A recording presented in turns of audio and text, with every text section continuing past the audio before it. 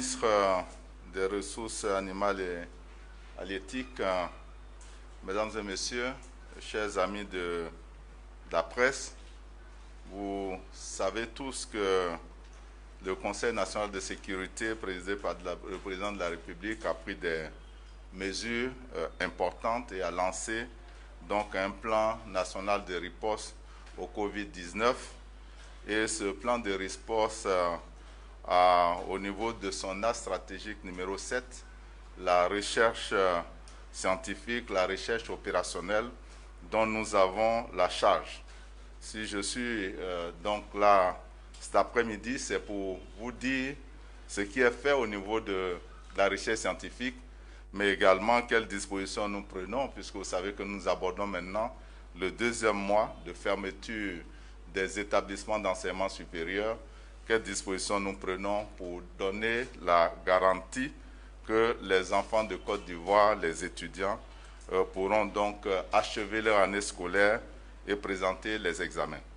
Je voudrais dire qu'au niveau de la recherche scientifique, la structure la plus connue et qui donc conduit l'essentiel des activités actuellement en matière de Covid-19, c'est l'Institut Pasteur de Côte d'Ivoire.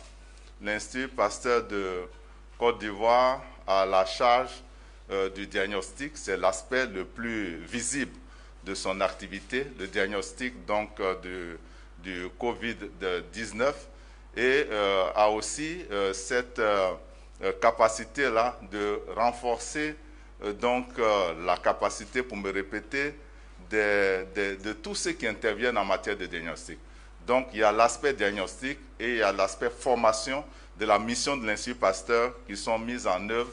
Et c'est dans ce cadre-là que plus de 72 biologistes ont été formés, ce qui va permettre à d'autres structures de faire le diagnostic du coronavirus.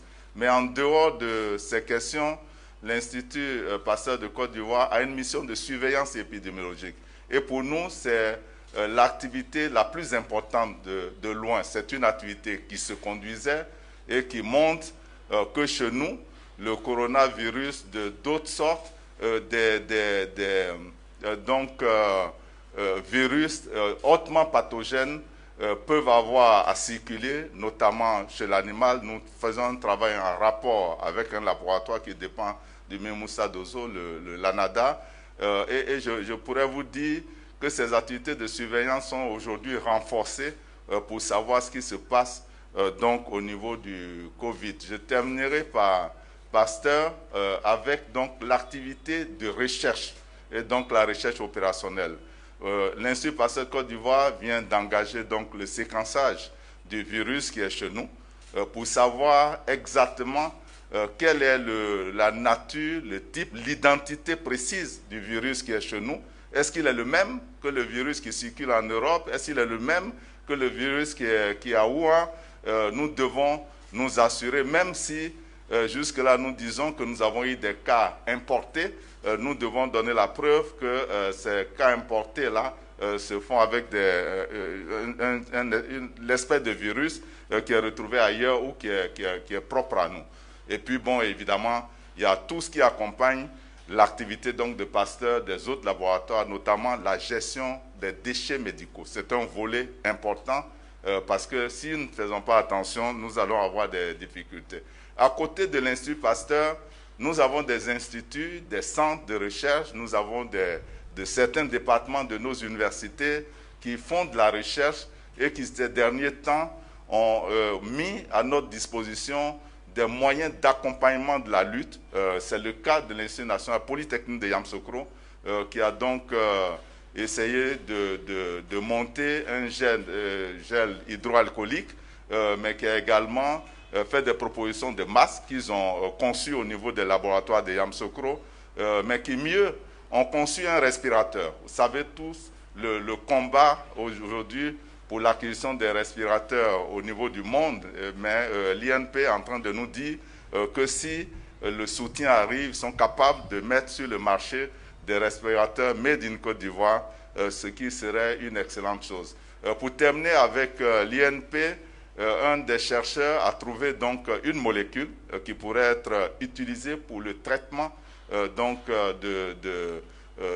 Covid-19. Et puis nous avons le département de biosciences de l'université Félix Houphouët-Boigny qui là aussi a mis 2-3 catégories de gel hydroalcoolique, mais également une tisane qui pourrait être utilisée dans la prévention.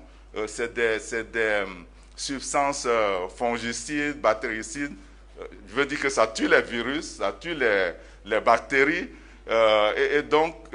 Mais c'est l'aspect que nous recherchons ici, surtout pour la tisane, c'est le renforcement de la capacité immunitaire des individus.